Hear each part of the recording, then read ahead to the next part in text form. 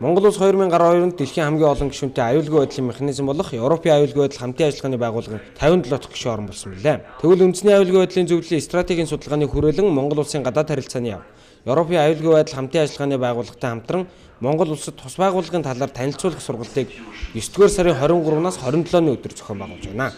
Өнгөрсөн оны 11 сард Монгол улс Европын аюулгүй байдал хамтын ажиллагааны байгууллагт илснээс хойш анхны албан ёсны бүх төрлийн энэ үйл ажиллагаа явуулдаг бүх салбаруудаар давнсан энэ өргөн хүрээний анхны сургалт явагдаж байгаа. Урд нь зөвхөн гадаад хэргийн яамч эсвэл өөр яамдууд зориулж сургалт явуулдаг гэсэн бол энэ удаа бүх яамдууд, хэрэгжүүлэгч агентлаг, бүх агентлаг, хэлийн цэргийн газар, хил хамгааллын газар гээд олон ингээд байгууллагуудад ингээд өгж байгаагаар онцлогтой. Ийм сургалтыг нэгэн зэрэг бүх салбаруудаар Хүйтэн дайны үед Орос, Америк хоёрыг нэг ширээн дээр суулгаж улс төр аюулгүй байдал, цэрэг, эдийн засаг, байгаль орчин, хүний эрх гэсэн олон асуудлаар ингээд ярих боломжийг бий болгож ирсэн.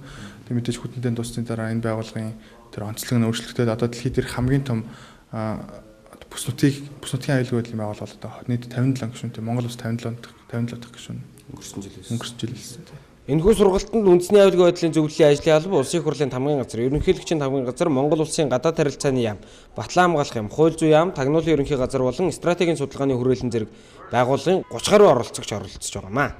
Германы Хамбургийн их сургуулийн дэргэдэх Европын аюулгүй байдал хамтын ажиллагааны судалгааны төв гэж байдаг. Энэ төвөөс нийт 3 судлаач эрдэмтэд мөн энэ ПХАБ-гийн өөрөөс нь өөрийнх тамгын газраас нь бас 3 хүн ирж нийт 6 хүн ярилцж ингэ сургалт явуулж байгаа.